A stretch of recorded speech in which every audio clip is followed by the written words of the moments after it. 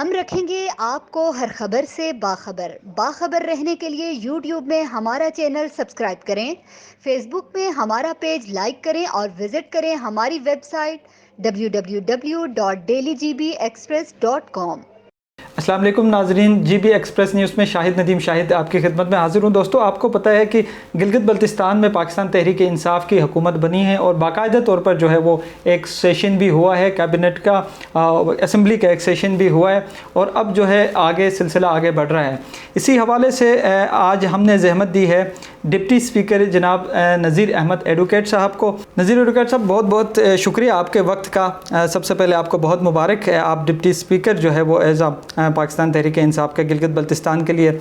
Speaker साहब, ये बताइएगा कि बाहर बैठे हम पहले बड़े तनकीद तंज करते रहते हैं कि असम्बली में ये नहीं हो रहा, वो नहीं हो रहा, तो जब आप अंदर हॉल के अंदर जाते हैं तो अब आप कैसा महसूस कर रहे हैं? क्या वही इतना आसान है जो बाहर हम समझते हैं कि अंदर की कार्रवाई भी असम्बली की? शुक्रिया शाहिद। बिल्कुल लोगों की विशेस और एक्सपेक्टेशन के मुताबिक हमने काम करना है। मुश्किल कोई नहीं है, एक विल होनी चाहिए गवर्नमेंट की, और जो लोग कलेक्ट होकर असम्बली में आए हैं उनके ऊपर एक ज़िम्मेदारी है और बुनियादी ज़िम्मेदारी है लेजिस्लेशन की। वो लेजिस्लेशन करते हुए किसी किस्म की अभी तक तो मैं सोच रहा हूँ कि कोई मुश्किलात होनी नहीं चाहिए और इंशाअल्लाह होंगी भी नहीं। तमाम कानून साजी होगी उस मुताबिक जिस तरह से लोग सोचते हैं और लोगों का जो एक कलेक्टिव एक विस्डम है उसको हमने रिप्रेजेंट करना है और उसी हिसाब से हमने लेजिस्लेशन कर दी है। गवर्नमेंट की अपनी जिम्मेदारियाँ हैं, असम्बली की अपनी जिम्मेदारियाँ होती हैं।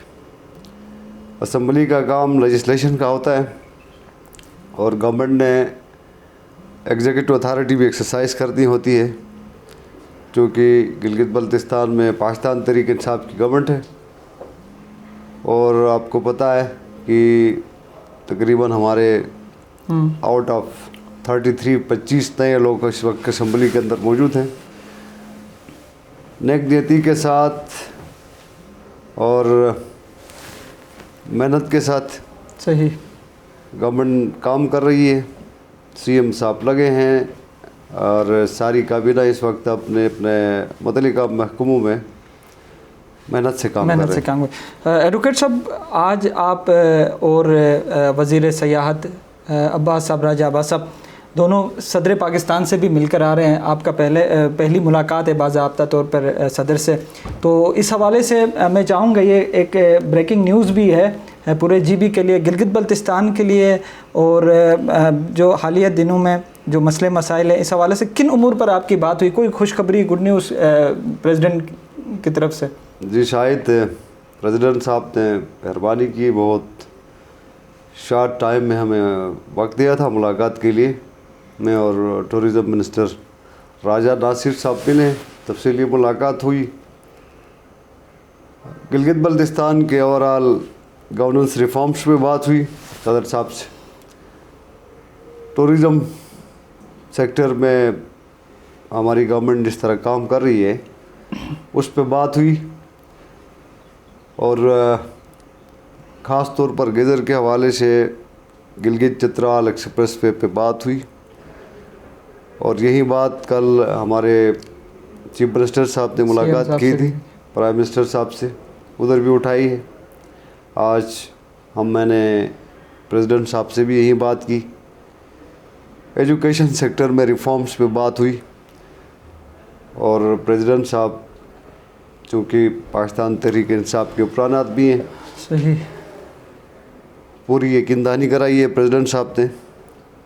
तो प्रेसिडेंट साहब के ऑफिस की तरफ से जो कुछ मदद हो सकती है उसने यकीनदहानी कराई है, वो हमारी मदद करेंगे और हम पुरुमीद। सही।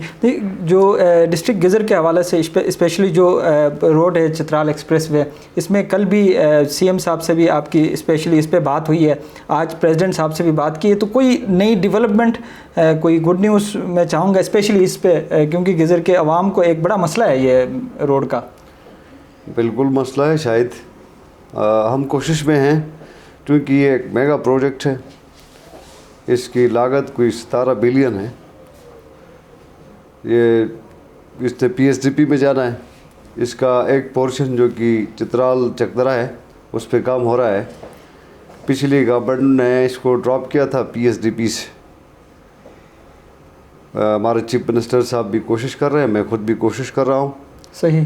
जब तक हम इस्लामाबाद में हैं इस पर कोशिश जारी रहेगी और उम्मीद ये है कि इस साल इंशाल्लाह PSDP में शामिल होगा इसका, क्योंकि इसका एक वो चल रहा था कि ये फ़ेज़ 1 में जो है ये चकदरा से जो है ये चित्राल तक, शंदूर तक, उसके बाद फ़ेज़ 2 में जो है वो गिजर की तरफ रुख किया जाएगा। नहीं, ये गिजर रोड की हालत बहुत ख़राब है और कमिंग सीज़न में क्योंकि टूरिज़म में हमने रिफॉर्म्स लानी, सही, उसके लिए ज़रूरी है कि ये रोड बने। कम से कम अगले साल इस पे काम शुरू हो। टेंडरिंग स्टेज पे भी अगर ये पहुंच गया तो ये इंशाल्लाह बड़ी कामयाबी होगी। बिल्कुल। और जब तक ये रोड की तामीर नहीं होती है, CPEC का जो प्रोजेक्ट है, तब तक नेशनल हाईवे अथॉरिटी वालों से भी मैंने गुजारिश की है कि इसका मेंटेनेंस वर्क हो जाके जी शंदूर तक, और ये हो जाएगा अगले सीज़न में, ये हो जाएगा इंशाल्लाह। नाजरीन, एक ब्रेक लेते हैं, ब्रेक के बाद वापस आएंगे और दीगर जो सवालात हैं उनके जवाब हासिल करेंगे। वेलकम बैक नाजरीन, हमारे साथ डिप्टी स्पीकर जनाब नज़ीर अहमद एडवोकेट साहब मौजूद हैं।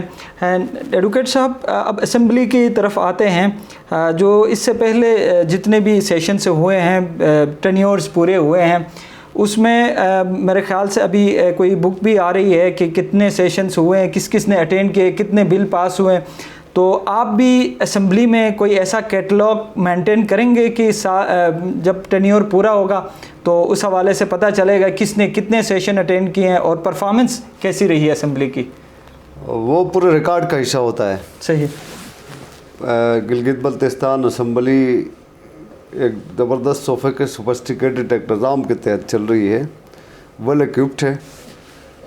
असम्बली के अंदर जो भी प्रोसीडिंग्स होती हैं उस पूरी कार्रवाई का एक एक लफ्ज़ का रिकॉर्ड होता है और वो हर सेशन का बाकायदा रिकॉर्ड और साथ में सालाना उसका रिकॉर्ड एक किताब की शक्ल में आता है। तो ये पहले भी होता रहा, ये आइंदा भी जारी रहेगा। एडवोकेट साहब, क्योंकि आप कानून का स्टूडेंट भी हैं, अब गिलगित बल्तिस्तान के स्पेशली जो मेन स्ट्रीम करने की बात चली थी, आपकी हुकूमत ने, खान साहब जब तशरीफ़ ले आए थे तो अबूरी आइनी सूबे की बात की थी। उसके बाद अब आवाम जानना चाह रही, अब जो है वो कमेटी 12 रुकनी कमेटी का कहा गया है, तो कानूनी पहलू में इसकी जो है 60 दिनों का टाइम है, तो करारदाद भी आएगी। तो ये कब तक, आप क्या समझते हैं कि ये दीगर जो पुरानी कमेटियों की तरह कोई कमेटी होगी या मुख्तलिफ होगी इससे? अभी कमेटी कॉन्स्टिट्यूट नहीं हुई है, इस पे काम जारी है। बेसिकली फेडरल गवर्नमेंट ने सारा काम करता है, ये मैंडेट फेडरल गवर्नमेंट का है, चाहे कॉन्स्टिट्यूशनल अमेंडमेंट की सूरत में हो या सिंपल लेजिस्लेशन की सूरत में हो, कानून नया अमेंडमेंट करके या फिर ऑर्डिनेंस के ज़रिए भी कोई मेकनिज़म आ सकता है। लेकिन चूँकि एक पेचीदा मसला है, इसमें चूँकि कश्मीर का डिस्प्यूट शामिल है, सही, आज़ाद कश्मीर भी है, फिर इंडियन ऑक्यूपाइड कश्मीर है, गिलगित बल्तिस्तान है, ये आपको पता है, ये एक बड़े डिस्प्यूट का हिस्सा है। पहली दफ़ा पाकिस्तान की तारीख में ऐसा हुआ है कि गवर्नमेंट की इंटेंशन रिफ्लेक्ट हो रही है। सही। प्राइम मिनिस्टर साहब ने गिलगित आमद पे उन्होंने ऐलान भी किया था और गवर्नमेंट समेत सारे तकरीबन अदारे एक पेज पे हैं। पहली दफ़ा हो रहा है कि गवर्नमेंट गिलगित बल्तिस्तान को कौमी दायरे में लाने के लिए till decision on Kashmir dispute provisional constitutional province पे काम हो रहा है। सही। और काम नज़र आ रहा है, क्योंकि फेडरल गवर्नमेंट ने यह सारा काम करना है और साथ में गिलगित बल्तिस्तान की गवर्नमेंट को एतमाद पे लेना है। इस हवाले से ये चूँकि इतना कोई सादा मामला नहीं है कि इस पे मैं आपके सवाल का जवाब देते हुए कोई ऐसे रिमार्क्स पास करूं जिसका कोई एडवर्स इफ़ेक्ट हो। इस पे संजीदगी से गौर हो रहा है। फेडरल गवर्नमेंट और ख़ास तौर पर प्राइम मिनिस्टर साहब की इंटेंशन क्लियर है। कमिंग डेज में एक्सपेक्टेड ये है कि कोई इस पे फैसला हो, और अभी इम्तहान शुरू होगा कौमी असम्बली में और सेनेट में।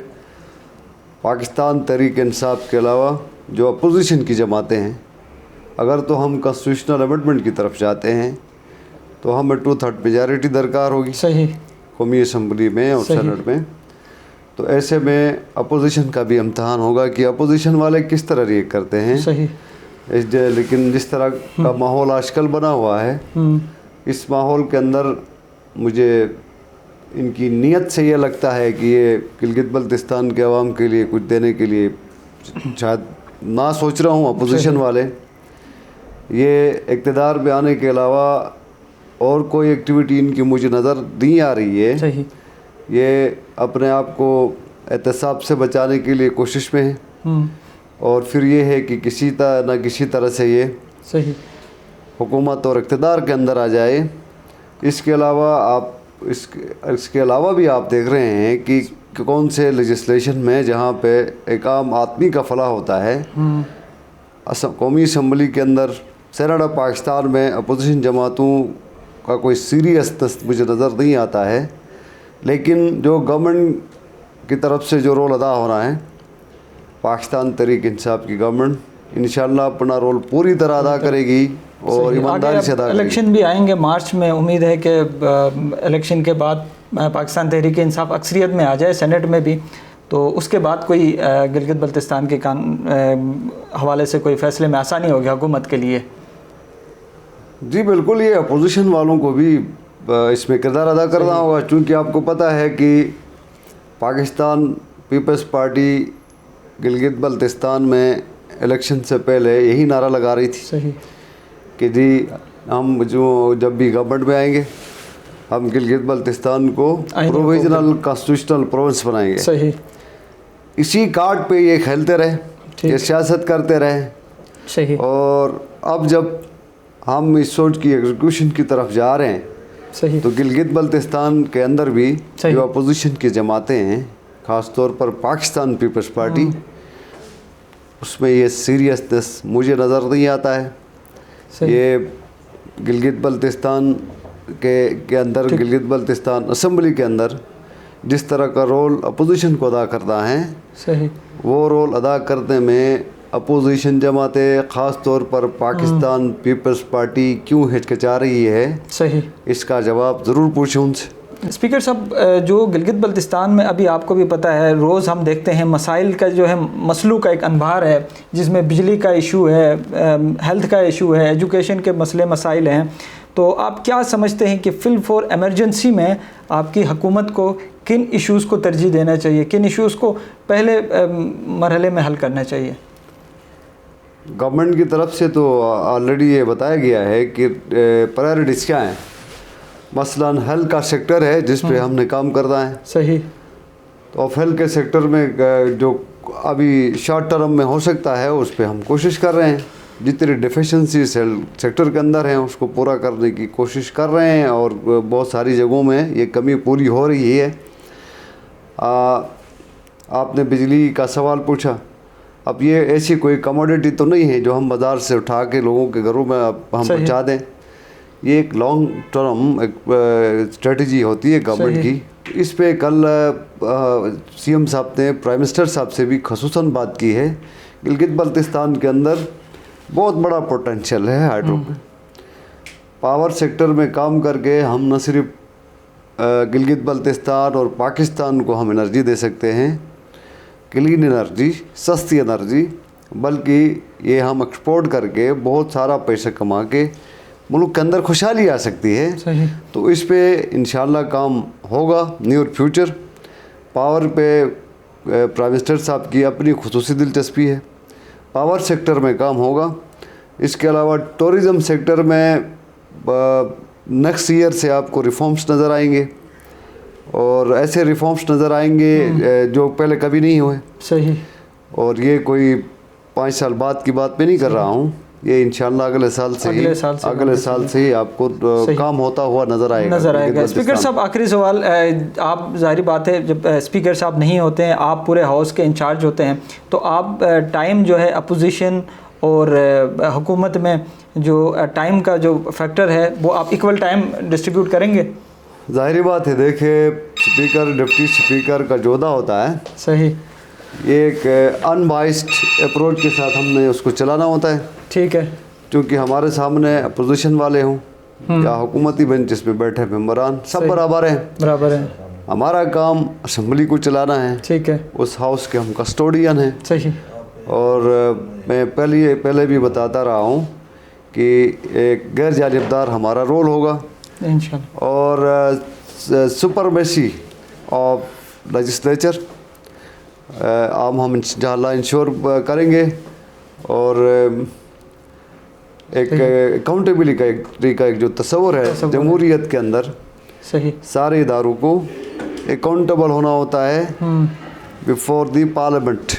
ठीक है, इस पे इंशाल्लाह कंप्रोमाइज़ कोई नहीं होगा, और आने वाले दिनों में आप देखेंगे कि एक मजबूत एक पार्लियामेंट गिलगित बल्तिस्तान में फंक्शन करेगी। सही, और उस पर मेरा और स्पीकर साहब का भरपूर रोल होगा। बहुत बहुत शुक्रिया स्पीकर साहब। दोस्तों, बिल्कुल आज डिप्टी स्पीकर नज़ीर अहमद एडवोकेट साहब जो है वो स्पेशली प्रेसिडेंट ऑफ पाकिस्तान जनाब डॉक्टर आरिफ अलवी साहब से मुलाकात करके आए हैं। आपने सुना कि गिलगित बल्तिस्तान के जो इश्यूज़ हैं वो सदर साहब के सामने रखे हैं, और यकीनन चंद दिनों में जो है वो गुड न्यूज़ मिलेंगे गिलगित बल्तिस्तान के लिए, स्पेशली डिस्ट्रिक्ट गिजर के लिए। GB एक्सप्रेस न्यूज़ से शाहिद नदीम शाहिद को दीजिएगा इजाज़त। अल्लाह निगहबान।